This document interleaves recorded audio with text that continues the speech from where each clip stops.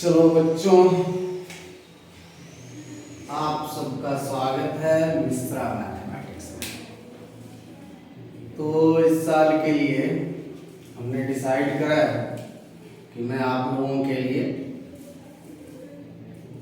Class 12 का, अभी हम लोग क्लास 12 से शुरू कर रहे हैं, फिर क्लास 11th का भी करने वाले हैं, फिर क्लास 10th का भी करेंगे, फिर हम लोग IIT JEE के हिसाब से भी वीडियोस बनाएंगे और उसमें डालेंगे। लेकिन अभी हम लोग क्लास 12 का ही, ऑफलाइन भी हमारा अभी क्लास 12 का बैच शुरू हो पाया है, तो इसीलिए क्लास 12 का ही मैं प्रॉपर हमने डिसाइड करा है। देखो वैसे तो बुक बहुत सारा है और आपको कौन सा बुक पढ़ना चाहिए अभी बताएंगे ये सब, लेकिन हमने डिसाइड करा है कि मैं आपके लिए क्लास 12 के RS अग्रवाल का रेगुलर बेसिस पे एकदम एक एक क्वेश्चन हम लोग इसका सॉल्व करने वाले हैं।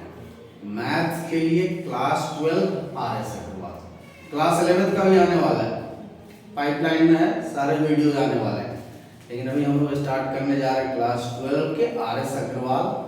एकदम एक एक क्वेश्चन इसका हम लोग करने वाले हैं। करने के लिए देखो RD सभा भी कर सकते हैं, अरिहंत भी कर सकते हैं, लेकिन अब वीडियो बनाना है सबके लिए। देखो एक ही वीडियो में अगर सारे बुक्स का क्वेश्चन आप कवर करेंगे तो थोड़ा लंबा लेंदी हो जाएगा, तो वो अभी हमारे पास उतना उस तरह का टेक्निक भी नहीं है, टेक्नोलॉजी भी नहीं है, ठीक है ना। हमने बस सिंपल, आप देख रहे हैं सामने एक व्हाइट बोर्ड है जो मैं क्लास में बच्चों को पढ़ाता हूँ, उसी में मैंने एक ट्राइपॉड लगाकर रिकॉर्डिंग करना शुरू करा। मैंने सोचा चलो ऑनलाइन भी, और ये पूरा फ्री मटेरियल में डालने जा रहा हूँ, पूरा RS अग्रवाल। मतलब अगर कोई स्टूडेंट है कहीं भी बैठा है, पूरे इंडिया में कहीं भी बैठा है, पूरे देश के किसी भी कोने में, वो इस वीडियो को देख सकता है, उसको कहीं भी जाने का जरूरत नहीं है।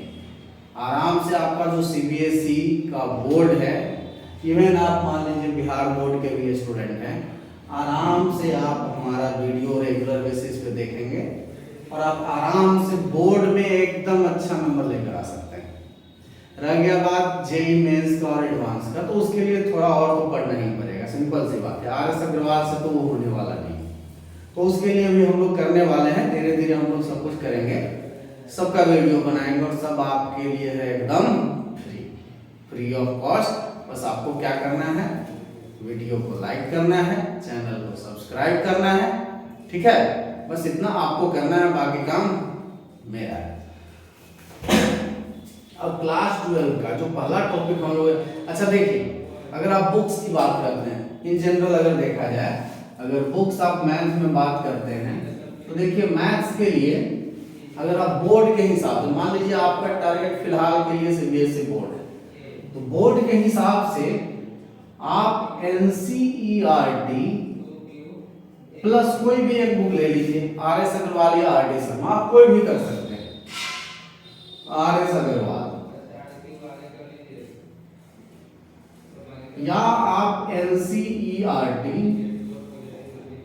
प्लस RD शर्मा कर सकते हैं, कोई भी एक कॉम्बिनेशन आप बना सकते हैं, बोर्ड के लिए क्वाइट सफिशिएंट है।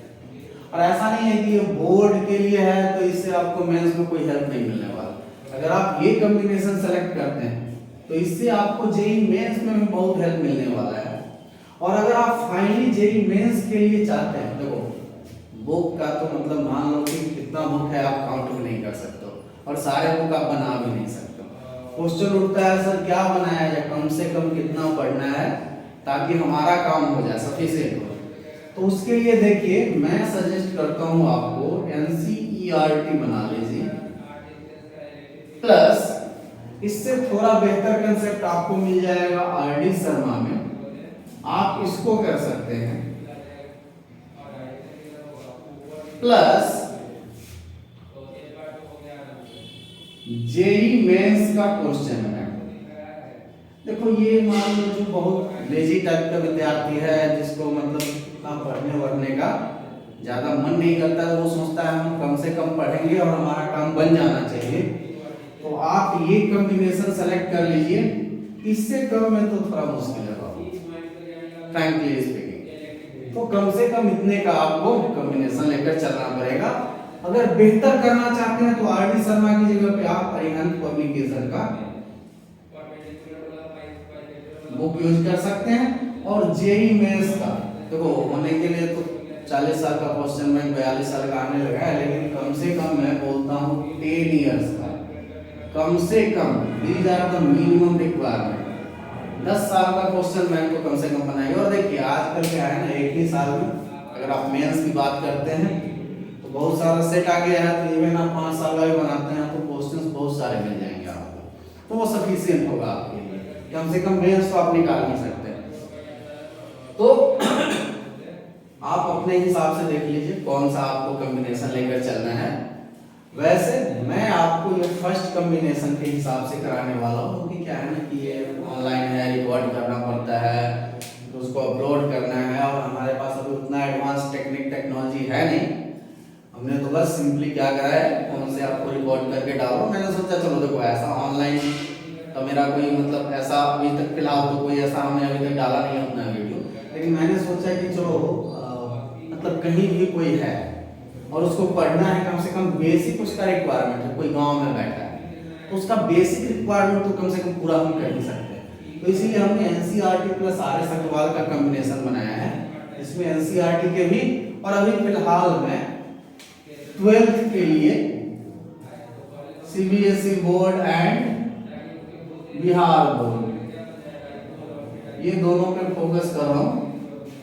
तो मैथ्स में पढ़ाने जा रहा हूँ आपको सीबीएसई एंड बिहार बोर्ड के लिए। और देखिए हमारे यूट्यूब चैनल का जो नाम है वो मिश्रा मैथमेटिक्स के नाम से है।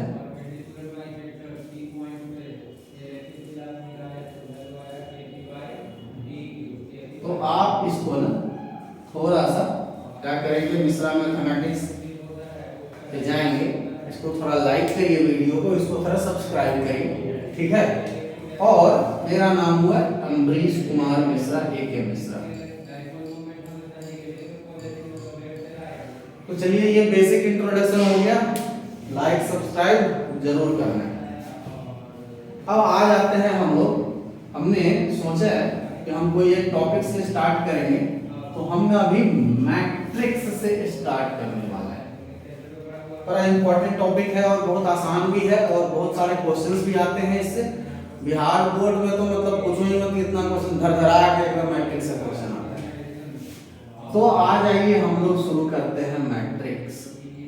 देखो मैट्रिक्स का ही प्लूरल होता है मैट्रिसेस।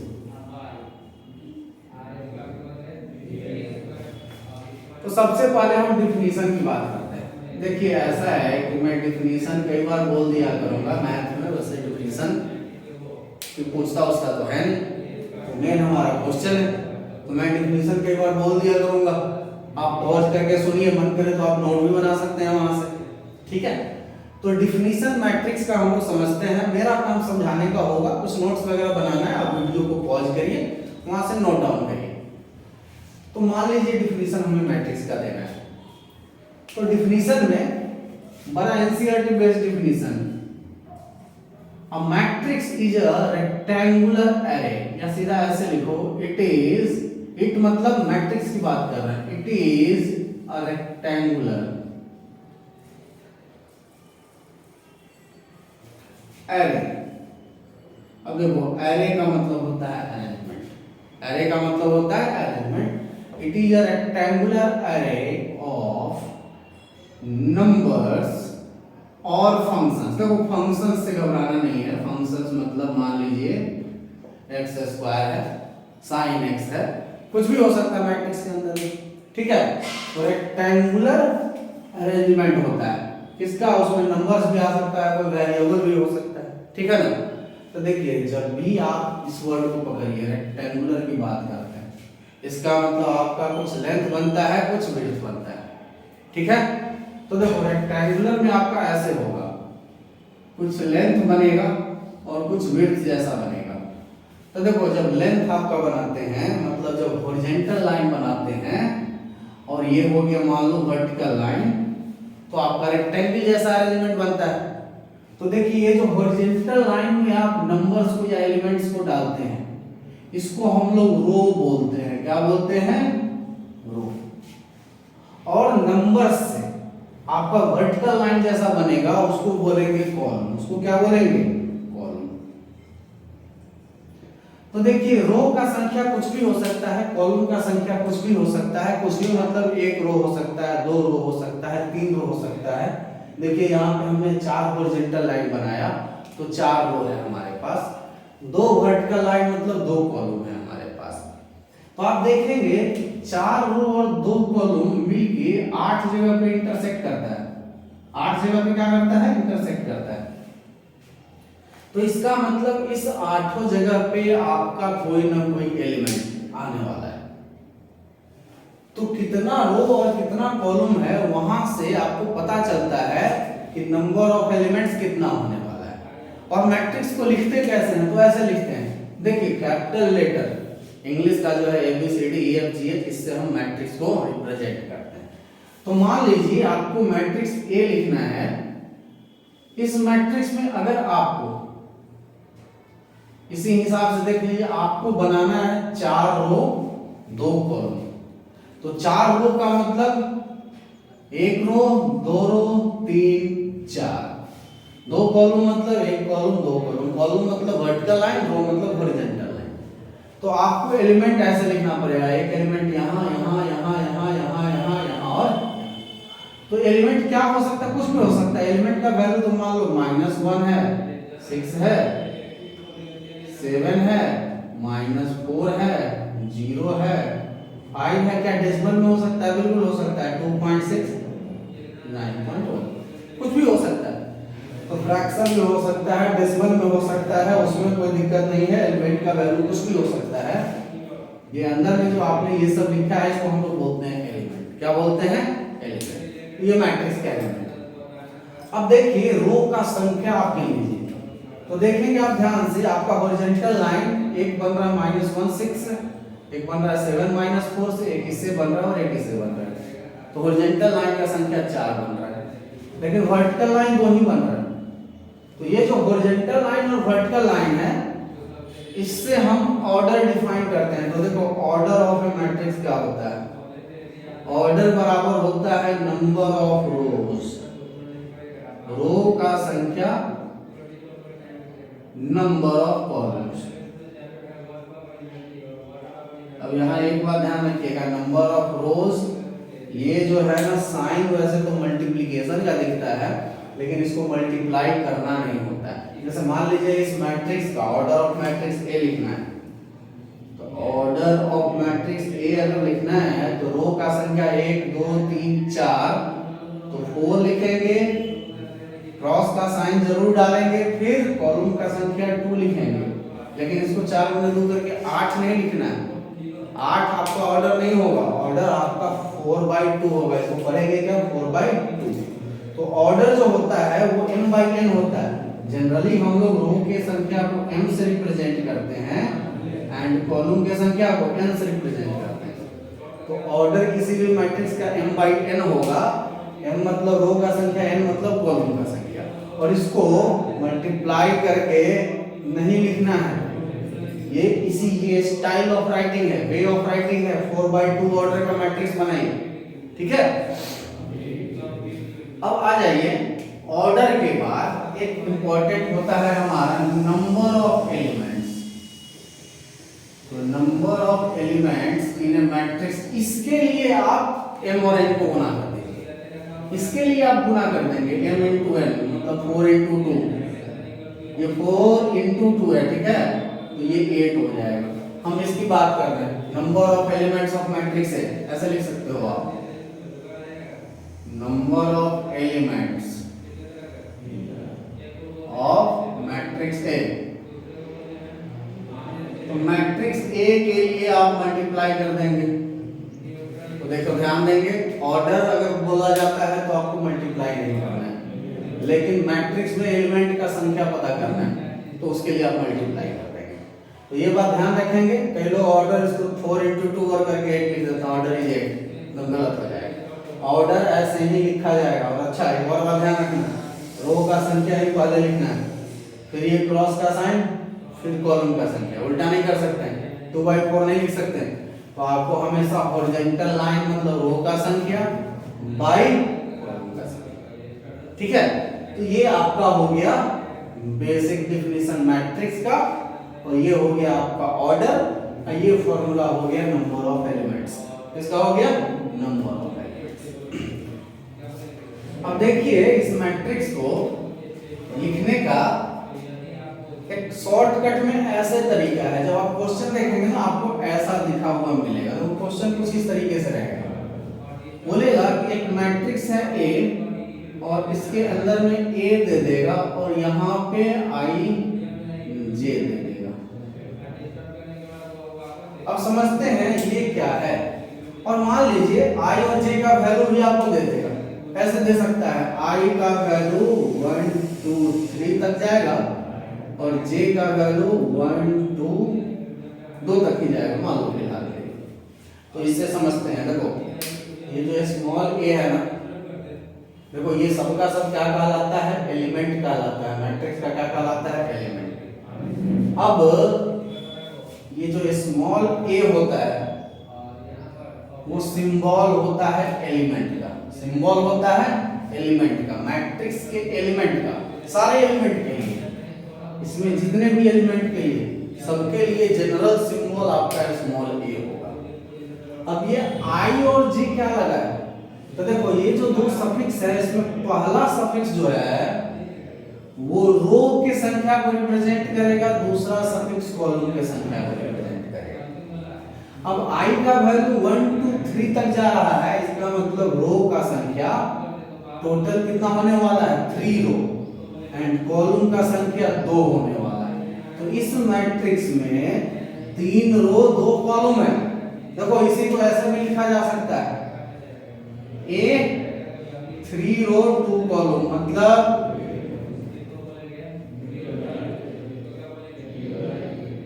ऐसे यहां IJ रहेगा, I मतलब रो, J मतलब कॉलम, और बता दिया है कि रो का संख्या 3 होने वाला है, कॉलम का संख्या 2 होने वाला है। तो देखिए ये शॉर्टकट में मैट्रिक्स को लिखने का तरीका है।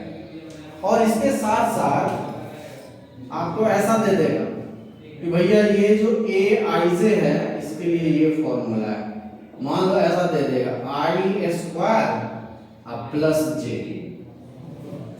ये एक आपको फॉर्मूला दे देंगे इसके लिए AIJ। तो देखो समझते हैं, इधर आओ, इस एलिमेंट को देखो, इस एलिमेंट के बारे में आपका क्या ख्याल है। ये एलिमेंट कोई आपसे पूछता है कि इस एलिमेंट कौन सा रो में है, ये एलिमेंट किस रो में, तो साफ साफ बोलेंगे फर्स्ट रो में। कोई पूछेगा ये एलिमेंट किस कॉलम में है, तो बोलेंगे फर्स्ट कॉलम में। ठीक है, तो इसको अगर जनरल सिंबल से रिप्रेजेंट करना हो तो स्मॉल ए और यहाँ 1 1 लगाएंगे। पहला वाला 1 बोलता है कि ये पहला रो है, दूसरा वाला 1 बोलेगा कि ये पहला कॉलम में है। तो देखो ये जो सफिक्स है ये पोजीशन बताता है। तो मान लीजिए 6 के लिए आपको लिखना है, तो इसका पोजीशन ध्यान से देखिए, रो का संख्या तो फर्स्ट ही है लेकिन कॉलम का संख्या 2 है। तो देखो ध्यान से, हॉरिजॉन्टल मूवमेंट में रो का संख्या सेम रहता है, वर्टिकल मूवमेंट में कॉलम का संख्या सेम रहता है। तो इसमें रो का संख्या इसके लिए भी 1, इसके लिए भी 1, कॉलम का संख्या इसके लिए 1, इसके लिए, तो इसीलिए इसका जनरल सिंबल A12 हो जाएगा। ठीक है, तो this is your element A12। Similarly मान लीजिए 5 के लिए देना है, तो देखो रो, पहला रो, दूसरा row, this is third row, second column, तो A3। मान लीजिए 9.1 के लिए देना है, देखिए this is fourth row, second column, तो A4। ठीक है, तो आप हर एक एलिमेंट के साथ सफिक्स लगाते हैं, सफिक्स उसका पोजीशन डिक्टेट करता है, पोजीशन बताएगा।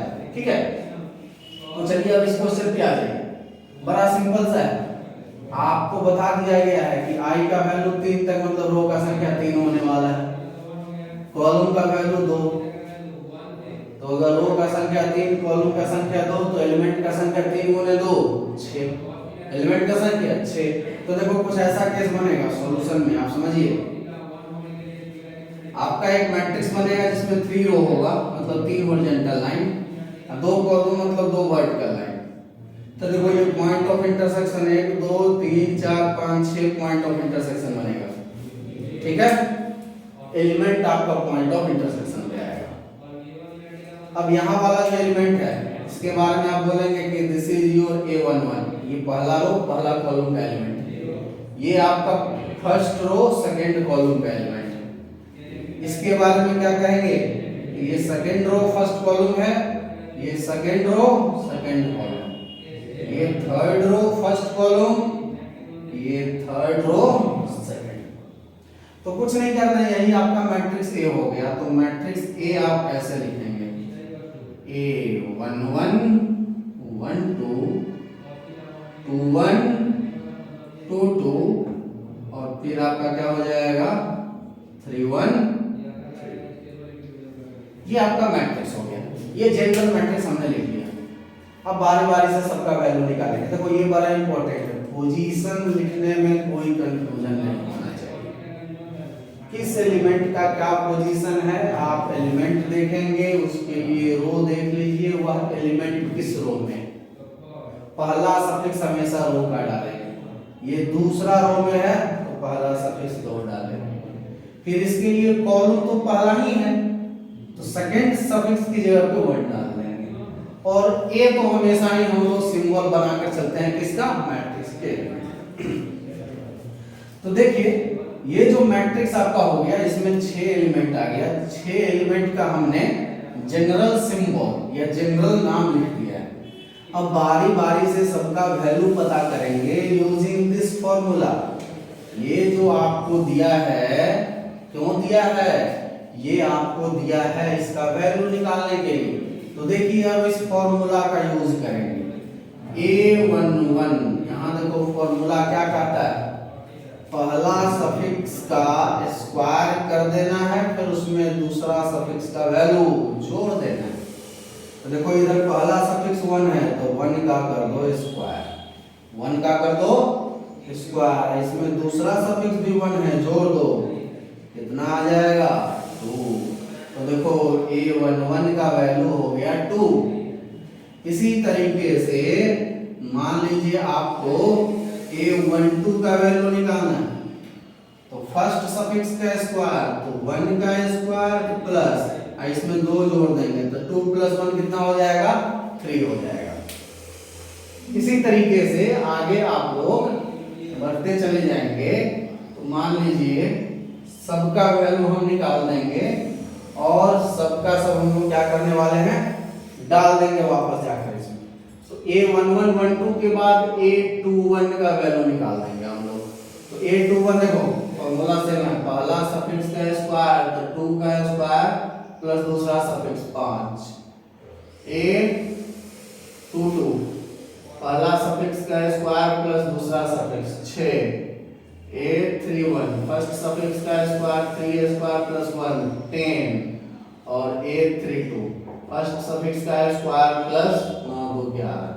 तो वापस आप मैट्रिक्स यहाँ पे चिपका दीजिए। Therefore finally your answer is, तो आ जाइए सबका वैल्यू डालेंगे। A11 का वैल्यू 2 आया है, A12 का वैल्यू 3 आया है, 5 6 10 and 11। This is your answer. तो इसी तरीके का क्वेश्चन है ये जो आपका RS सवाल है, इसमें जो हमारा पहला एक्सरसाइज है, इसमें यही सब क्वेश्चन आपको मिलेगा। 1A एक्सरसाइज मैट्रिसेस का आप जब देखेंगे तो जो फर्स्ट एक्सरसाइज है आपका 5A। अब बुक आपका देख लेंगे, बुक कोई पुराना बुक है, मेरे पास तो पुराना बुक ही है, नए बुक में हो सकता है एक्सरसाइज का नंबर कुछ और हो। तो ये हमारा है 5A। देखिए 5A में पहला क्वेश्चन आप RS सवाल लेकर चल सकते हैं।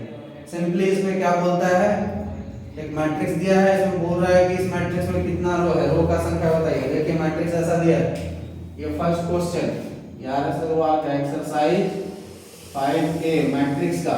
आप लोग देख लेंगे अपने अपने बुक के हिसाब से, पुराना नया लोग 1A भी हो सकता है सर, ऐसा कुछ हो, ठीक है। तो मैट्रिक्स का 5A का पहला क्वेश्चन ऐसा दिया है, जो हमने आज बताया है थोड़ी उससे पूरा पहला एक्सरसाइज बन जाएगा आपका। डेली हम लोग क्या करेंगे, कोशिश करेंगे एक एक्सरसाइज के हिसाब से थ्योरी पढ़ेंगे, फिर उसका क्वेश्चन मैं बता दूंगा, बहुत सारे क्वेश्चंस एक ही जैसे हैं। तो आपको उसको कर लेना है, ठीक है। तो देखिए ऐसा मैट्रिक्स दे दिया आपका, इस मैट्रिक्स में 5 - 2 6 1 -2 6 1 है, फिर आपका 7 0 8 -3 -3 है, फिर √2 है, 3/5 है, फिर आपका 4 है, फिर आपका 3। अब देखो क्वेश्चन बड़ा सिंपल है। पहला क्वेश्चन द नंबर ऑफ रोज, इसमें कितना रो है, हॉरिजॉन्टल लाइन कितना बनेगा, 1 2 3, तो रो का संख्या 3 हो गया। इसमें कॉलम कितना है, कॉलम भी आपका 1 2 3 4 कॉलम है। वर्टिकल लाइन का संख्या देखो 1 लाइन 2 लाइन 3 लाइन, लाइन किससे बनेगा, एलिमेंट से ही बनता है। फिर पूछता ऑर्डर ऑफ मैट्रिक्स क्या होगा, तो ऑर्डर 3 रो तो 3/4 हो जाएगा ऑर्डर आपका। फिर पूछता है नंबर ऑफ एंट्रीज, तो देखो ऑर्डर के लिए मल्टीप्लाई नहीं करते हैं, लेकिन एंट्रीज मतलब एलिमेंट्स को ही एंट्रीज बोलता है। तो नंबर ऑफ एंट्रीज के लिए 3 × 4 कर देंगे, कितना आ जाएगा आपका 12 आ जाएगा। सेम क्वेश्चन आपका है सेकंड में, ऑर्डर बताना है। अब देखिए जरा ध्यान से, उस मैट्रिक्स आपका ऐसा लिखा हुआ है, सेकंड क्वेश्चन में एक मैट्रिक्स C बराबर ऐसा लिखा है, 7 है -√2 है 5 है 0 है। अब देखिए इसके लिए जब ऑर्डर आपको लिखना है तो रो का संख्या देखो हॉरिजॉन्टल लाइन तो एक ही बन रहा है, एक ही में सारा आ जाएगा, जितना एलिमेंट है एक ही लाइन में आ जाएगा। तो हॉरिजॉन्टल लाइन एक हो गया, मतलब रो का संख्या तो एक ही है, लेकिन वर्टिकल लाइन, एक वर्टिकल लाइन में सारा एलिमेंट कवर नहीं होने वाला। तो आपको वर्टिकल लाइन 1 2 3 4 वर्टिकल लाइन बन रहा है, तो 1/4 ऑर्डर हो जाएगा। क्या हो जाएगा 1/4। इसी तरीके से एक मैट्रिक्स आपका ऐसा दिया है E बराबर -2 3 एंड 0। तो देखिए इसमें आप ध्यान से देखेंगे वर्टिकल लाइन एक है, लेकिन हॉरिजॉन्टल लाइन 1 2 3 3 बन रहा है। तो 3/1, देखो हमेशा पहले हॉरिजॉन्टल लाइन का संख्या लिखेंगे, फिर वर्टिकल लाइन का संख्या लिखेंगे, ठीक है। तो ये हो जाएगा। अब आ जाइए थर्ड क्वेश्चन पे, आ जाइए आप लोग। पूरा RS अग्रवाल हम लोग लाइन बाय लाइन बना जाएंगे, आप लोग आराम से घर बैठे आराम से पढ़ सकते हैं, और आप कमेंट भी कर सकते हैं। मान लीजिए कोई चीज ऐसा है, वैसे तो हम इतना बेसिक से और इतना इजी करके समझा रहे हैं, कंफ्यूजन होना नहीं चाहिए। फिर भी अगर होता है तो आप कमेंट वगैरह में मेंशन करेंगे, मैं उसको रेक्टिफाई करूंगा, आपको बताऊंगा जो भी आपको डाउट हो। तो देखिए अब ये एक क्वेश्चन है कि एक मैट्रिक्स है, क्वेश्चन नंबर 3, और इस matrix, the matrix is having 18 elements, number of elements, a matrix has 18 elements. कितना एलिमेंट है, 18। अब बोलता है what are the possible orders it can have. इस मैट्रिक्स का ऑर्डर, पॉसिबल ऑर्डर क्या क्या हो सकता है। तो देखो नंबर ऑफ एलिमेंट्स या नंबर ऑफ एंट्रीज 18 है। हम जानते हैं कि नंबर ऑफ एंट्रीज का फॉर्मूला क्या होता है, number of row into number of column. Row को हम लोग m से लिखते हैं, तो मतलब m इनटू n का वैल्यू 18 दिया है। अब रो और कॉलम का संख्या क्या हो सकता है, एक बात समझ लीजिए, रो का संख्या कॉलम का संख्या नेगेटिव या फ्रैक्शन में नहीं लेंगे, नेचुरल नंबर में होगा। रो का संख्या कम से कम 1 होगा या 2 3 4 5 6 होगा, इस तरीके से बढ़ता जा सकता है। सिमिलरली कॉलम का संख्या भी कम से कम 1 होगा या 2 3 4 5 6 7 8 9 10 11। तो आपको दो नंबर पकड़ना है m और n का, और दोनों को गुना करके 18 मिलना चाहिए। तो देखो एक तो बड़ा सिंपल आपको समझ में आ रहा होगा कि m का वैल्यू 1 ले लो और इसका वैल्यू कितना ले लो, n का वैल्यू 18 ले लो। तो पहला ऑर्डर 1/18 हो जाएगा। देखो 1 × 18 रो का संख्या गुने कॉलम का संख्या मिलके कितना आना चाहिए, 18। तो अगर रो का संख्या 1 ही लेते हैं और कॉलम का संख्या 18 रख लेते हैं, तो 1 × 18 दूसरा इसको पलट दो, अगर रो का संख्या 1 ले सकते हैं तो कॉलम का संख्या भी तो 1 ले सकते हैं, और रो का संख्या ही 18 कर देंगे। तो 1/18 का एक मैट्रिक्स बनेगा, एक बनेगा 18/1 का। अब मान लो ये 1 से आपने थोड़ा बड़ा कर दिया, अगर m का वैल्यू 2 कर दिया तो यहाँ आपको 9 लेना पड़ेगा। तो 2/9 का एक हो सकता है और इसको पलट दो 9/2 का हो सकता है, तो दूसरा मैट्रिक्स बन गया। तो देखो 1 मैट्रिक्स, 2 मैट्रिक्स, 3 मैट्रिक्स, 4 मैट्रिक्स, 1 2 3 4। अब पांचवा बनाते हैं। अब ये 1 था, 2 था, अब 3 कर लो। तो अगर इसको 3 करोगे m का वैल्यू, तो n का वैल्यू 6 लेना होगा और इसको पलट दो तो 6/3। अब अगर n का वैल्यू 4 करते हो, देखो 4 का काउंटिंग 4 में 8 4 12 4 14 16 4 5 20, 4 के काउंटिंग में 18 नहीं आता है। यहाँ 4 अगर लेते हो तो यहाँ आपको 4 डालोगे तो 16 आएगा, 18 नहीं आएगा। 4.5 फ्रैक्शन में डाल नहीं सकते, मतलब m का वैल्यू 4 नहीं ले सकते आप। m का वैल्यू 5 के काउंटिंग में भी 18 नहीं आता है। m का वैल्यू 6 लेंगे तो भाई 6 तो हमने ले लिया है ना, 3/6 6/3, तो m का वैल्यू 6 ले चुके हैं। 7 के काउंटिंग में 18 आएगा नहीं, 8 के काउंटिंग में आएगा नहीं, 9 के काउंटिंग में आएगा, ले चुके हैं। 9 के बाद सीधा 18 के काउंटिंग में आएगा, ले चुके हैं।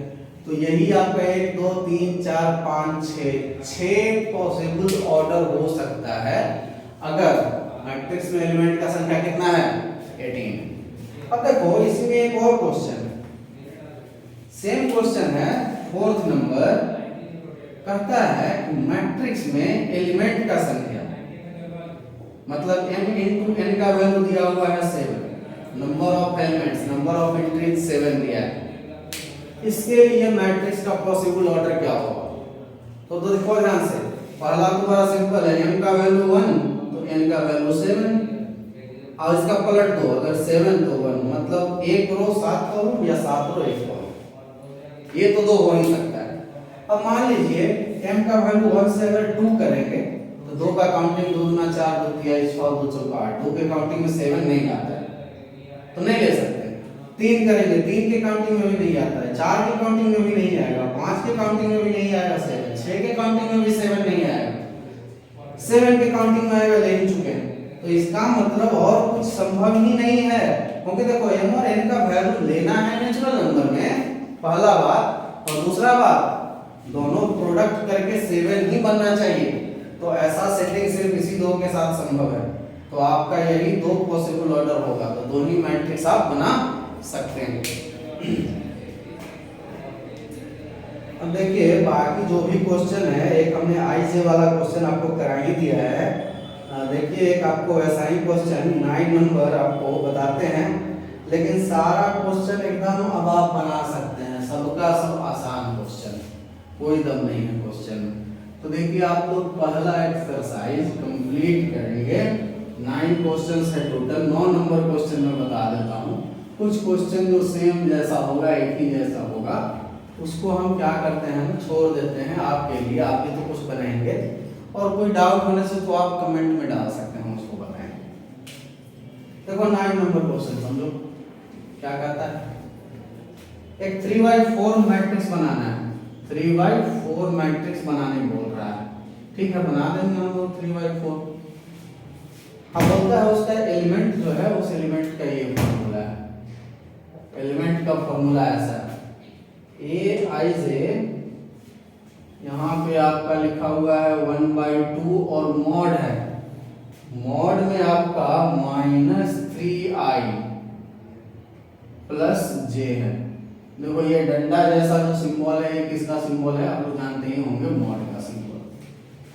अब देखो ध्यान से, 3/4 का मैट्रिक्स है, मतलब 3 रो 4 कॉलम, 3 रो मतलब 3 हॉरिजॉन्टल लाइन, 4 वर्टिकल लाइन। तो देखो 1 2 3 4 5 6 7 8 9 10 11 12 एलिमेंट बनने वाला है। अब ये एलिमेंट का नाम होगा पहला रो पहला कॉलम, इसका पहला रो दूसरा कॉलम, तो A1 1 1 2 1 3 1 4 2 1 2 2 2 3 2 4 3 1 3 2 3 3 3 4। तो ये आप जनरल मैट्रिक्स तो आप लिख ही लेंगे, A1 1 1 2 1 3 1 4 2 1 2 2 2 3 2 3 3, तो वो इतना लिख लेना है। अब आपने क्या करना है, बारी बारी से सबका वैल्यू निकालना है। तो A11, अब देखो ये फॉर्मूला क्या करता है, ए आई जे कैसे निकलेगा, आई मतलब रो के बात हो रहा है, आई रो को रिप्रेजेंट करता है, जे कॉलम को रिप्रेजेंट करता है। रो ही हमेशा पहले लिखते हैं, बाद में कॉलम लिखते हैं। तो ये फॉर्मूला क्या कहता है कि भैया -3 के साथ ये पहला वाला सफिक्स गुना होगा, फिर प्लस का साइन आएगा, फिर दूसरा वाला सफिक्स लिखेंगे, पूरे में मॉड लगाएंगे, हाफ से गुना करेंगे। अगर यहाँ 1 1 है तो यहाँ हाफ डालो, -3 के साथ 1 को गुना करो, आई का वैल्यू, फिर जे का वैल्यू भी 1 है। अब देखो सॉल्व करो, -3 + 1 -2 में मॉड लगा तो 2 बन गया। अब हाफ से गुना होके 1 बन जाएगा, तो इसका वैल्यू 1 आ गया, मतलब यहाँ आप 1 डालेंगे। ठीक, अब आ जाओ 1 2 का वैल्यू। तो फिर से फॉर्मूला, -3 के साथ तो 1 ही रहेगा, फिर प्लस के बाद यहाँ जे का वैल्यू यहाँ जे मतलब दूसरा सफिक्स कितना है, 2 है। तो देखो ध्यान से, -3 + 2 -1 बचेगा, लेकिन इसमें मॉड लगा है, जानते हैं ना मॉड पॉजिटिव को नेगेटिव करता है। तो -1 हो जाएगा +1 और गुने हाफ, तो ये बन जाएगा 1/2। सिमिलरली मान लीजिए A13 निकालना है, तो हाफ डालेंगे, -3 के साथ तो इधर 1 ही आना है क्योंकि फर्स्ट सफिक्स 1 है, आई का वैल्यू, जे का वैल्यू आप इसमें डाल देंगे 3। अब देखो -3 + 3 0 का मॉड 0 गुने 1/2 0। सिमिलरली आप A14 निकाल सकते हैं, 1/2 देखो -3, आई का वैल्यू तो 1 ही है और इसमें +4 करो, अब -3 + 4 तो 1 बचेगा, 1 का मॉड 1/2, तो ये 1/2 हो जाएगा। सिमिलरली मान लीजिए कोई भी आप इसमें एलिमेंट निकालना चाहेंगे, A21 निकालना है, 1/2 मॉड। अब देखो आई का वैल्यू बदल चुका है, 2 है, तो -3 × 2 -6, अब प्लस जे का वैल्यू 1, तो देखो ये -5 बचेगा, मॉड लगा दो +5 × 1/2, तो कितना हो जाएगा 5/2। तो आप इसी तरीके से क्या करेंगे, सारे एलिमेंट्स का वैल्यू निकालेंगे और सारा वैल्यू जाकर, जैसे मान लो ये जो वैल्यू A11 का वैल्यू 1 आया है, तो यहाँ जाकर 1 डालना है, ये हाफ यहाँ डाल देंगे, 0 यहाँ डालेंगे, 1/2 यहाँ डालेंगे, ये वैल्यू यहाँ डालेंगे, सबका वैल्यू अपने अपने जगह पे डाल देंगे, आपका मैट्रिक्स ये कंप्लीट हो गया। ठीक है, तो देखो ये आज का हमारा जो फर्स्ट वीडियो है, इसमें हमने फर्स्ट एक्सरसाइज RS अग्रवाल का मैट्रिक्स का कवर कर लिया है। अब आप इसमें 2-3 क्वेश्चन हमने आपके लिए छोड़ दिया है, 5 6 7 8 बड़ा सिंपल क्वेश्चन है, आप इसको बनाइए, कोई डाउट होने पे हम लोग इसको डिस्कस करेंगे और हम लोग नेक्स्ट क्लास में टाइप्स ऑफ मैट्रिक्स देखने वाले हैं। तो फिर से मैं बोलूंगा, आप ये वीडियो देख रहे हैं मिश्रा मैथमेटिक्स चैनल पे, मेरा नाम AK मिश्रा है। ठीक है, मैं मैथ पढ़ा हूँ, 10 साल से ज्यादा का एक्सपीरियंस हो चुका है। ऑफलाइन पढ़ा रहा था, इधर ऑनलाइन का थोड़ा चला हुआ है। हमने सोचा देखो मेन क्या है ना, ऑनलाइन सारे लोग वो बिजनेस फैलाने के लिए और वैसा चल रहा है, हमने तो सोचा कि चलो फ्री में ही डाल देते हैं, सब कुछ फ्री। और इसमें भी आप देखते होंगे कोई वीडियो आपको RS अग्रवाल या RD शर्मा किसी का भी चाहिए तो एक आध वीडियो मिलेगा, लेकिन एक लाइन से सारे एक्सरसाइज का हर एक क्वेश्चन डिस्कस किया होगा, ऐसा वीडियो आपको मिलने वाला नहीं। तो हमने डिसाइड करा मैं आपको RS अग्रवाल, अभी फिलहाल क्लास 12 का एग्जाम हमने शुरू करा है, फिर क्लास 11th का भी करेंगे और क्लास 10th के लिए भी लेकर आऊंगा मैं। टाइम लगेगा लेकिन आ जाएगा, इस साल मतलब इस साल के 1 आध महीने में आ जाएगा। तो जो 10th बोर्ड के स्टूडेंट्स हैं उनके लिए भी मैंने सोचा RS अग्रवाल का ही लेकर आऊंगा, और complete video complete package Mishra mathematics पे। तो आपको पेज पे जाना है, लाइक करना है, सब्सक्राइब करना है हमारे चैनल को। ठीक है, थैंक यू।